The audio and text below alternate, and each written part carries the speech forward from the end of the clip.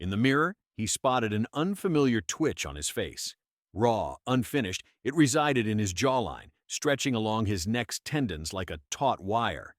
The rear view showed an empty back seat, but the silence was deafening. He didn't turn the car key. Instead, he remained parked in the driveway, knuckles white-knuckled on the steering wheel, frozen at 10 and 2. It was Amanda's birthday. She opted out of partying this year, explaining her job had been stressful, and she desired a laid-back evening.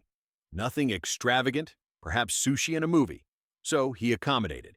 He canceled the dinner reservation at her beloved Italian restaurant with the lake view, booked a couple's massage for Saturday instead. Yet now he hesitated to enter the house. He couldn't pinpoint why, except he did not. There were hints. Amanda began locking her phone, which was the first change. Then came the perpetually askew laptop screen, late baths, furtive texting under covers. The smile that no longer reached her eyes when he kissed her forehead in the morning stood out less. And her voice. Her voice had transformed, becoming terse, brisk, not hostile but detached, as if he was ambient sound in her true life, as if he was a task she had grown past. He told himself not to think such thoughts. But then, last weekend, their daughter Lily had asked something unusual. They were watching cartoons, and Amanda was upstairs preparing for brunch with friends. "Daddy," Lily had said, "why does Mommy wear her shimmering lipstick when she goes out with Aunt Claire but not with you?" He chuckled nervously, answered, "Mommy simply enjoys dressing up at times." But the question hung in the air like smoke. Now it was Amanda's birthday. He had left work early, purchased her favorite cake. Dear friends, if you enjoy this story, please like and subscribe to our channel. It will motivate us to make more videos like this for you. In the aroma of white chocolate raspberry, he found a note tucked within his jacket. "Though we've been apart recently, know I cherish you. Let's mend this." The pocket housed it neatly. He opened the car door. His limbs seemed to belong to another. The midsummer air in Virginia was heavy and warm, suffused with the glow of a setting sun. The house remained unchanged. Well-manicured lawn, quiet road, and the rhythmic click of the sprinkler in the Johnson's yard echoed like an unwelcome countdown. Stepping onto the porch, he found not Amanda who greeted him, but Jason Collins, their neighbor. He was expected to be in Florida on a fishing trip with his brother, yet there he stood, pallid and dripping, clutching Amanda's red silk scarf, one she rarely wore. For a fleeting moment, they locked eyes. Jason attempted to speak. Kyle didn't respond, instead moving past him slowly. The cake container slipped from his grasp. He didn't notice it had been slightly flattened until frosting smudged against the side of his trousers. He continued walking down the corridor. The bedroom door was slightly ajar. There was motion within. He entered, finding Amanda there, her back to him, adjusting the hem of an oversized shirt that resembled his old band tee, which he hadn't seen in months. The room held an odd odor, not like candles or shampoo, but artificial, strong, and heavy in the atmosphere. She didn't seem startled. Instead, she turned at a leisurely pace, meeting his gaze. Her face showed no signs of guilt or fear, only the same weary apathy that had become her regular breakfast demeanor. "You're back early," she remarked in an even tone. His mind felt foggy, his tongue heavy as a pebble in his mouth. The disarrayed sheets and two glasses on the nightstand, one still half full with something clear and lemon-scented, caught his attention. Amanda followed his gaze before subtly shrugging, as if it was of no consequence. In a melodramatic manner, she stated, "I warned you, our situation isn't good." Without any denial or apology, merely that phrase, so coldly harsh, echoed in his ears. He remained silent, feeling his heart pound like a drum, as he watched an Amanda he had never known before, unmoved, careless, calculated. He opened his mouth to respond, but she smiled, wearily, pitifully, and said, "Don't complicate this more than necessary, Kyle." Then it dawned on him. She hadn't expected him to find out, but now that he had, there was no remorse, no attempt to rectify. She was finished and had been for some time. The pain was not from the betrayal itself, but how effortlessly she made it seem. The cake box fell with a gentle thud. Not dropped exactly, just let go. He felt disconnected, as if observing a stranger in his clothes, his house. His wife regarded him oddly, as though he was the intruder. Amanda didn't react when it fell. Instead, she glanced at it casually, her arms folded across her chest, exhibiting indifference rather than fear or defense. It seemed to her this encounter was a tedious obligation before an evening engagement. He entered the room. "Speak it out," he requested softly, surprised by the softness of his voice. "Verbalize what you've been doing." She let out a sigh, as if asked to explain complex mathematics to a child. Upon sitting on the bed, her movements were languid, the sheet knotted beneath her, and she looked up at him with piercing blue eyes that once unsettled him in a pleasant manner. Now they only caused his stomach to churn. "Why must I say it?" she asked. "Because I wish to hear it," he replied. Amanda nonchalantly admitted, "I've been seeing Jason." A brief chuckle escaped him, sounding strained. "Jason? The one who can barely change a tire?" she snapped. "Don't act immature," she retorted. "You don't even know him. I trusted him, let him sit on our couch, helped build his fence, and watched his dog when he was hospitalized." Her gaze faltered for a moment, and the words that followed hit harder than any revelation could have. "I was bored." His eyes remained fixed on her as she casually arranged her legs on the bed. "You believe I intentionally ended up like this?" she questioned, finally allowing a hint of anger into her tone, but it wasn't sorrow. It was frustration. "You can't see yourself, Kyle," she added. "At home, you grumble about work, fixate on your laptop, and doze off before 10. You neither express concern nor inquire about my well-being. You've never expressed dissatisfaction, Kyle. You don't ask, but instead assume." She halted your response with a casual gesture, akin to interrupting a conference call. "Let me make one thing clear," she said. "I'm not going to feign that this is only about Jason. It's not. This is about me. I won't feel guilty for desiring something that rekindles my life again. You haven't made me feel alive in years, and your response was to bring our neighbor into our bed?" She chuckled, a mirthless sound. "It wasn't always like this, you know. It began subtly. Texting, chatting, a drink, intimacy. Over time, it became what it was. You were engrossed in your work to notice the change. The room seemed to constrict around you. Your heart raced as if out of sync. Every memory you had of us, our first date, our wedding, the night Lily was born, felt contaminated, rewritten by this moment." She remained nonchalant, as if it were inconsequential. "What about Lily?" he inquired. Her face subtly changed, almost imperceptibly. "She'll be all right. Children are adaptable." "No, don't try to deceive me like that," he retorted. "What will you tell her? That mommy destroyed her world because she was bored?" Amanda clenched her jaw. "Don't presume to use her against me." He retreated. The aroma of a foreign perfume lingered, pervading the atmosphere. The bed's sheets remained crumpled. Jason's watch hid partially beneath a pillow. He cast one final glance at her and uttered, "You're not who I assumed you to be." Amanda tilted her head. "The same applies to you." Then she rose, walked past him, and departed the room, neither ashamed nor sorrowful, but with a detached composure of someone who had already progressed beyond it. He couldn't recall exiting the house. Momentarily in her bedroom, watching Amanda depart towards the kitchen, and the next instant found himself outside, standing in the driveway, gazing vacantly at nothing, the crumbled cake box still clutched in his hand. His breaths came out sluggish and shallow. A sensation of levitation over the pavement washed through him, as if the world had shifted 5 degrees to the left. Only he was the one who perceived it. Subsequently, the door behind him creaked open, revealing Jason, neither embarrassed nor remorseful, merely awkward as if interrupting a meeting that ran over time. He remained silent for a while, descending the porch steps, his gaze fixed on Kyle, seeming to contemplate both speaking and fleeing. Their eyes met, and Jason spoke up. "I didn't intend for this to transpire," he said, and Kyle erupted. Not with shouts or movements, but within, something inside him broke. Your words echoed like a dying breath in your chest. "Why for this?" you queried. Your tone was chilled, overly composed. Jason scratched the back of his neck. "Understand, buddy, it all just began unexpectedly. It wasn't premeditated between Amanda and I." "You can't use her name," Jason stated. He blinked. "Very well, I suspected she was unhappy." Kyle moved nearer. "One step, only one. You thought she was unhappy, so you infiltrated her life, my home, my daughter's living space? Do you think that excuses your actions?" Jason looked away. "It wasn't like that, wasn't it? Then how was it?"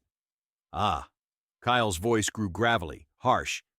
"You visit for beers, sports, Chat about gardening tools and holiday plans while secretly courting my wife? Jason didn't reply. Have you any notion of the havoc you've wreaked? Kyle hissed bitterly. On this family? On my daughter? That realization finally struck home. Jason's expression flickered, a hint of remorse or dread perhaps. Kyle lifted a hand as if to dispel any misgivings with a single, convincing reason. However, Kyle was already walking away. He made his way to the edge of the lawn, standing under the oak tree that sheltered their yard, gazing at the swing he'd constructed for Lily the previous spring. The ropes swayed gently in the summer wind. Jason retreated, crunching gravel behind him.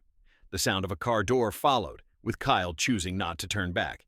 He remained there until the engine started, until the black Lexus backed out of his garage, down the driveway, and turned the corner. No tire screeching, no apologies yelled from the window, just disappeared. It should have felt like victory. He was gone. That man was gone. But all Kyle experienced was the emptiness left by the silence after a storm has passed, leaving behind destruction. He went inside. Amanda was nowhere to be found in the bedroom, the kitchen, or even the open bathroom. He discovered her in the backyard. She reclined in a sun lounger, donning sunglasses while idly swiping through her phone as if she hadn't obliterated their life mere minutes prior. "Did you send him?" she queried without lifting her gaze. Kyle eyed her intently. "You act as though this is routine," he retorted. "As if we're in a TV show. As if this will simply pass. And next week we'll be sipping margaritas on the terrace." Amanda finally gazed at him. "You're exaggerating," she stated. "I didn't plan this. I didn't want it to be Jason. I don't even like him. But at least he noticed me. At least he heard me. For years you were distant, Kyle." He slowly shook his head. "If you had a problem, you could have spoken up. You could have shouted, broken something, anything. But instead, you welcomed him into our lives, into our home, and now expect me to simply comprehend." Amanda tilted her head slightly. "No, I expect you to mature." He almost chuckled, but it wasn't amusing. None of this was amusing. "Then we're through," he declared. "The marriage is concluded." She gave a single nod. At last. No arguments, no entreaties, no remorse. Simply at last. He departed, ascending the stairs, entering the unused room that once housed old tools and camping equipment. For weeks he'd been residing there since Amanda required space. He fetched his luggage. He didn't bother packing clothes. Instead, he took a seat on the bed's edge for what seemed an eternity, uncertain where to commence. The next morning, the house echoed emptiness. No aroma of brewing coffee, no melodies from Amanda's phone, no sound of Lily demanding cartoon time prior to breakfast. Only silence, a heavy, artificial quietude that made him feel alien in his own existence. Ka remained, fully dressed from the previous night, contemplating the cracked ceiling in the spare room. He hadn't slept. His body seemed devoid of rest, like an idle machine emitting static. From downstairs, he could hear Amanda moving. Peaceful, measured steps. Drawer openings and silverware clinks echoed. He didn't wish to descend, as Lily would return in the afternoon. Amanda had taken her to her sister's for a week, allegedly for Kyle to have some space. It was unclear if he had consented. However, Amanda often decided things unilaterally, disguising them as mutual decisions. Eventually he rose, his bones protesting. Each movement seemed robotic, as though his body no longer trusted his mind to dictate actions. The aroma of toast preceded him, with Amanda at the counter dressed in a workout outfit that didn't appear cheap. Her hair was pinned back, phone on speaker, laughing genuinely. Not feigned, but genuine. Reminiscent of how she used to laugh with him. She mentioned morning without looking at him. Kyle remained silent. When she turned around with a plate, he saw she had made an extra serving.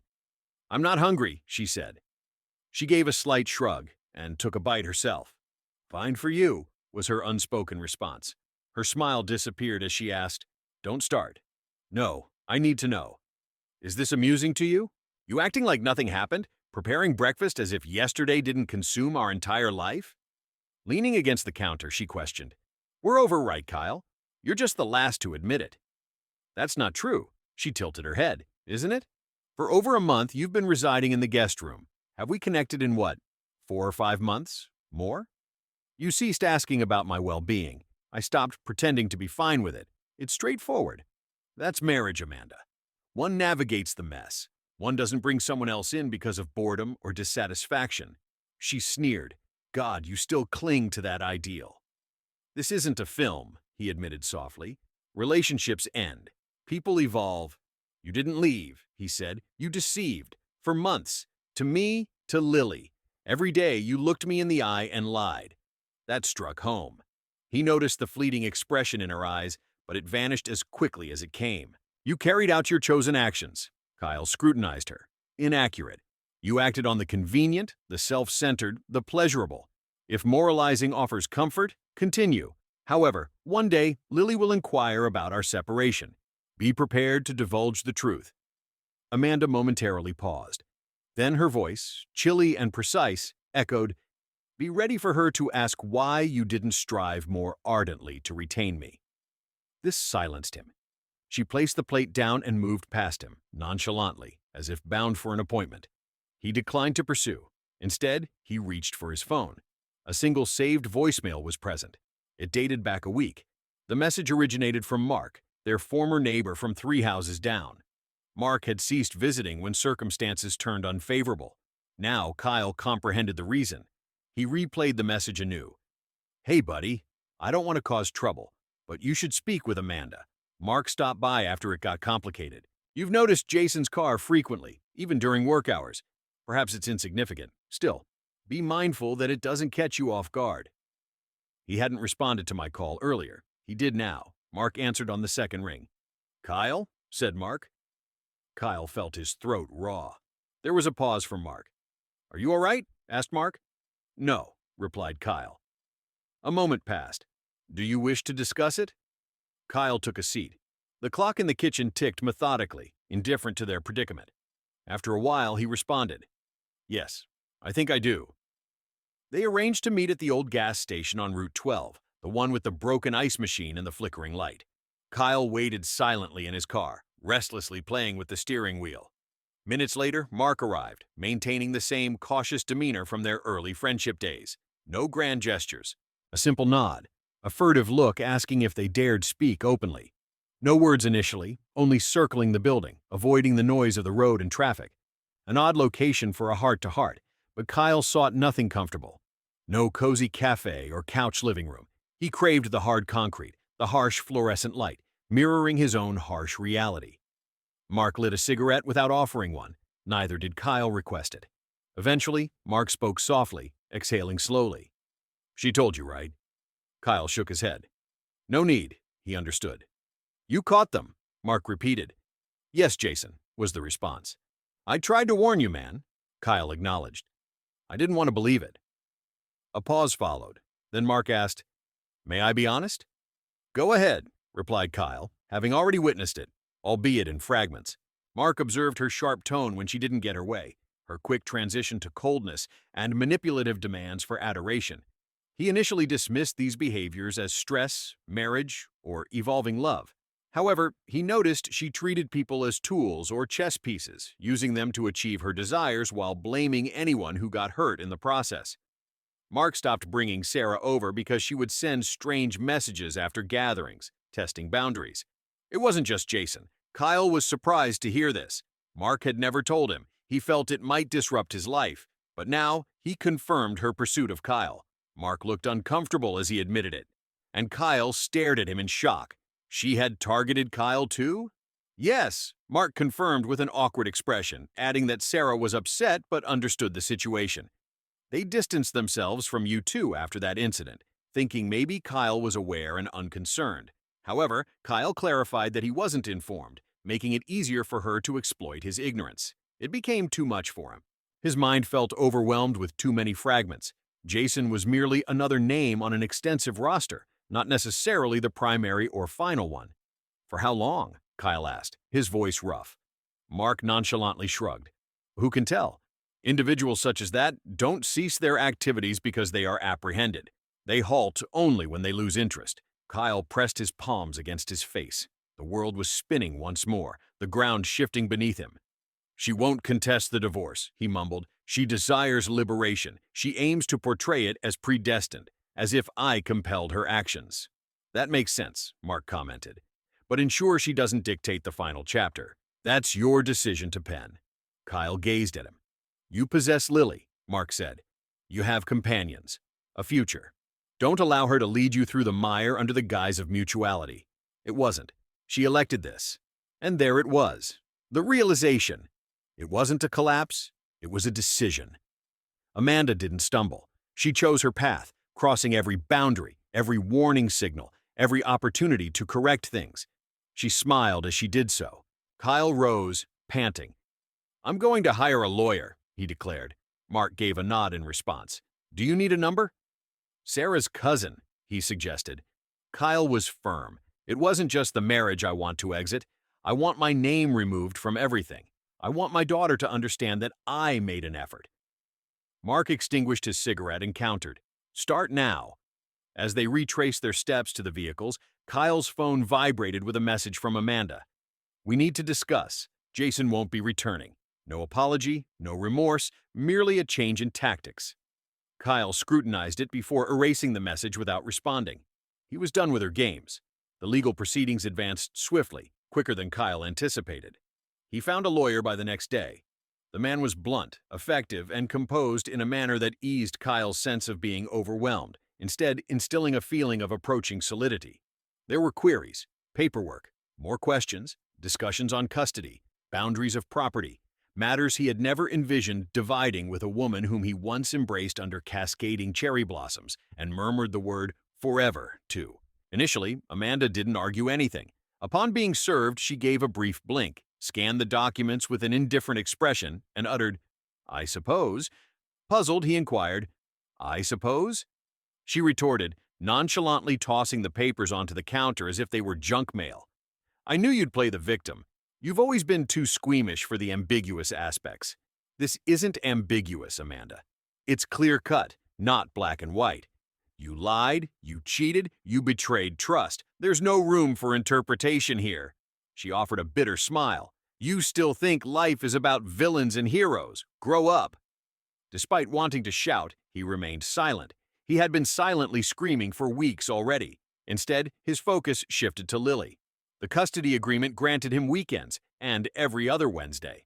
Amanda displayed an unexpected casualness regarding it, not detached, but disinterested, like organizing carpools for soccer practice. This left a knot in his stomach.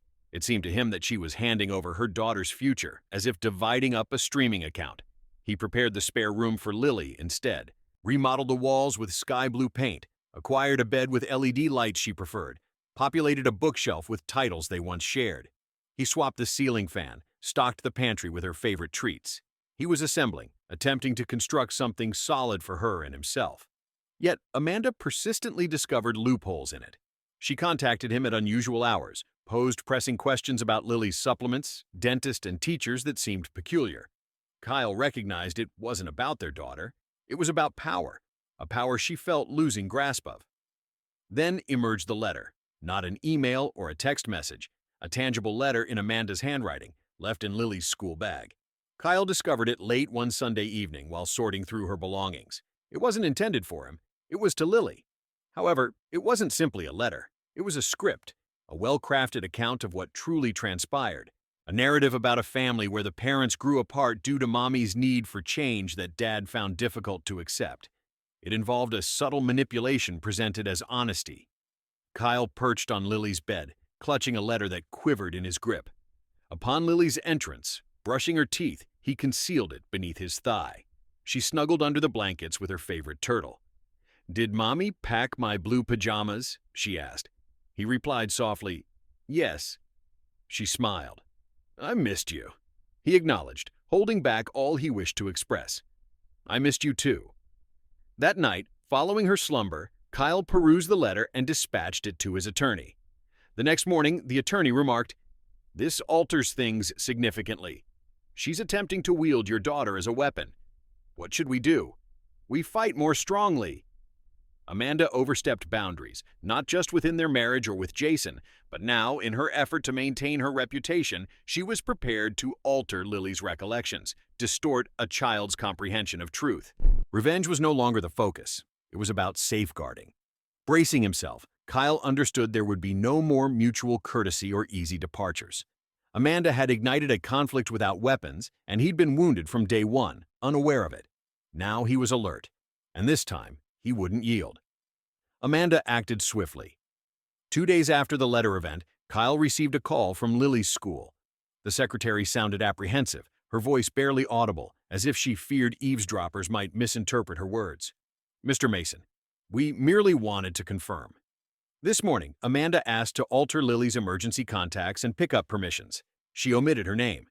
Kyle's heart skipped a beat. Had she just said that? She claimed it was only a formality, something about schedule adjustments. But school policy mandates both parents' approval for such changes post-divorce, particularly during legal disputes. He hadn't sanctioned anything, clearly, but felt it necessary to inform you. He barely managed to thank you, his mouth feeling arid. An hour afterwards, Amanda phoned. "You acted without my knowledge," she stated bluntly. "You concocted a tale for the school to make me seem unsuitable. You aimed to remove me from my child's life," he retorted angrily.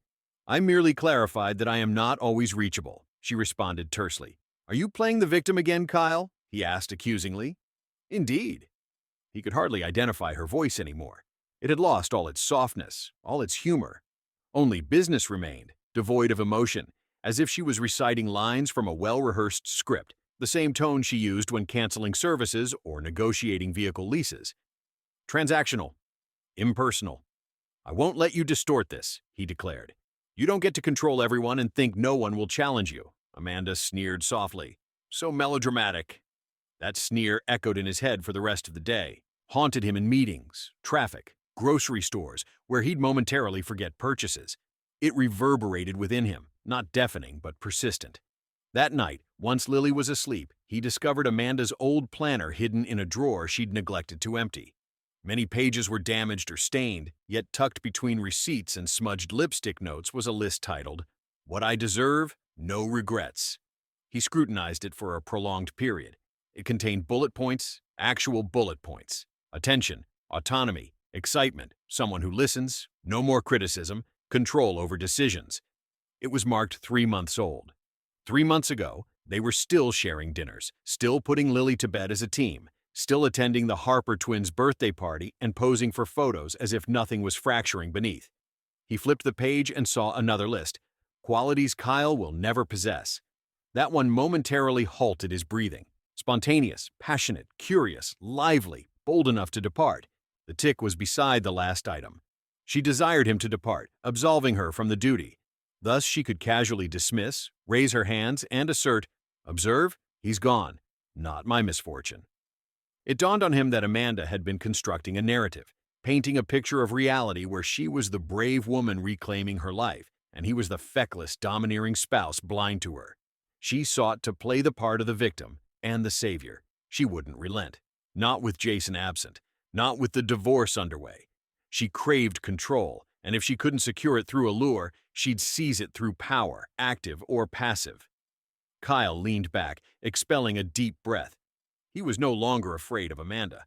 However, he had ceased to underestimate her. That evening, he began cataloging everything. He installed an app for logging calls, archived texts in an encrypted folder, stored voice messages, photocopied every handwritten note Lily brought home. His attorney had cautioned that things might worsen before they improved, and now Kyle was prepared. Not for retribution, but for understanding, for evidence. As Amanda weaponized truth, Kyle was learning to counter fire with something more frigid, something more potent. Facts. His first genuine confrontation unfolded unexpectedly. It was a drizzly Wednesday morning. After dropping Lily off at school, he spotted Amanda's SUV at the opposite end of the lot where she wasn't scheduled to be. They had established a timetable through her lawyer only 2 weeks prior, but there she was, parked recklessly along the curb in heels unsuitable for the school's uneven pavement. Kyle maintained his composure as he questioned, "Amanda, what are you doing here?" She lowered her sunglasses and returned a frosty smile. "I'm picking up Lily. She just went inside. It's 8:10. Amanda tilted her head. "You didn't inform me about taking her to an appointment." "I wasn't aware. And there's no scheduled appointment." She moved closer, arms folded. "I don't need your approval for visiting my daughter. The custody agreement requires you to comply." Her smile dissipated. "I'm her mother, Kyle. I don't have to inform you like a babysitter would. If I wish to take her to brunch and converse, I will." Kyle remained composed. He retrieved a printout from his jacket, the revised parenting schedule, signed by both lawyers. "Marked as approved. Legally binding, he said, handing it to her. Amanda gritted her teeth. This isn't about you or me, Kyle murmured. It's about Lily. She requires consistency, not unexpected changes and unannounced class interruptions. Amanda tore the document in half, dropping it into a puddle at her feet, and left without saying anything. Let's see what the court decides. Kyle observed as she drove away without uttering a word. Afternoon found him submitting an incident report, both to his lawyer and the school district. Within 2 days, a hearing was arranged. Amanda, disregarding their agreement, had attempted to bypass it entirely, and Kyle possessed the evidence: witnesses, timestamps, emails. His habit of documenting was already reaping benefits. Upon receiving the notice for the hearing, Amanda appeared at his door unannounced, while Lily played in the living room with headphones on, engrossed in a cartoon. "Are you intent on dragging me to court like this?" she snarled, eyes flashing. "You are the one who did the dragging," Kyle responded calmly. "Do you believe you're waging a moral victory? That people will view you as an injured spouse? I could not care less about public opinion," he stated. "What I care about is Lily's perception. What I care about is her understanding which parent fought for consistency." Amanda's expression twisted. "You are so deceitful." She then presented the letter, the one you concealed in her bag. "Shall I read it before the judge?" She was taken aback by his harsh words. That stung like a slap. Accusing her of being monstrous, he claimed she was responsible for her own image. She stormed out, slamming the door behind her. The following week was chaotic with declarations, statements, and calls from witnesses. The school supported Kyle. His lawyer persisted. Amanda attempted to create a story about motherly instincts, bonding with her daughter, Kyle being inflexible. But the facts overpowered her performance. The judge delivered a formal warning. More transgressions would result in reduced custody. As the verdict was read, Amanda's expression was not one of despair or sorrow, but rage that she didn't prevail. That evening, Kyle sat by Lily's bed as she dozed off. She murmured in her sleep about a tale they had read earlier, a tale of a courageous fox who stood firm despite the forest turning against him. He glanced at Lily's tiny hand clutching the edge of the blanket. He discerned something. This wasn't merely existence. It was a mission. Amanda had declared war with a smile, while Kyle learned how to triumph through silence. An apology, unexpected, came on a Monday, late in the evening as he shut Lily's room door. The house held a quietude he adored once more, the tranquil hush of a home no longer on tenterhooks. His phone buzzed within his pocket, carrying Amanda's message. "Can we discuss something? I'm outside." His initial impulse was to disregard it, letting the silence serve as his response. However, an undercurrent, not desperation but dissonance, made him pause. Opening the door, he found Amanda on the porch, arms folded without makeup, her hair tied back, a sweatshirt oversized for her silhouette, deviating from her usual polished appearance. She appeared vulnerable, deflated. "I won't stay long," she said. He nodded, denying her entry. She remained motionless, just gazing past him into the hallway. The house scent had changed. He stated, "I cleaned it." She chuckled dryly once. "Of course." A pause ensued before she spoke again. "Jason has relocated to Illinois. He took a new job, decided on a fresh start." Kyle merely raised an eyebrow. "I supposed I'd feel something," Amanda mused, not looking at him directly. "Perhaps regret or relief, but instead I feel hollow. You came here for what reason?" She shook her head. "To admit my mistake." That took him by surprise. "I was selfish, cruel." A brief silence followed before she continued. "I chose Jason over you, over this house, over the life we built. Ever since, I've tried to rationalize it." Kyle remained silent, his jaw tightening. "I convinced myself that you were dull, that you didn't understand, that I needed more," she confessed. "But the truth was, I wasn't the solution. I was the problem." The words hung heavy between them. "I don't seek forgiveness," she said. "I recognize I don't merit it, but I felt compelled to express it." He gazed at her for a prolonged instant. "I'm unsure of what you expect me to do with that." Amanda looked away. "Nothing. I simply didn't want Lily to assume this was entirely your responsibility. I've been altering the narrative in my mind, for her. I won't continue doing that." A pause. "Then Kyle mentioned that you claimed I wasn't courageous enough to depart. You were mistaken." She nodded slowly. "Yes, I see it now." They remained silent for another minute. Then Amanda retreated. "Good night, Kyle." She withdrew. No last glance, no plea for reconciliation, just quiet footsteps off the porch and into the night. Kyle didn't witness her departure. He shut the door, extinguished the porch light, and ascended the stairs. Lily was still asleep, her tiny form nestled under the blanket, secure and undisturbed. He sat next to her, taking deep breaths. Amanda's apology did not mend anything. It didn't alter the past, but it shut a door, one that had remained slightly ajar for far too long. Kyle was now set to finalize it. The formal divorce decree arrived on an unremarkable Tuesday morning. There were no theatrics in a courtroom, no bitter parting words, just a tranquil email from his lawyer, an attached document with signatures, emblems, and the sober finality of legal language that still managed to constrict his chest. Kyle scrutinized it on the screen for quite some time. This sanctions the termination of matrimony between Amanda Lee Mason and Kyle Andrew Mason. 17 words to culminate 11 years.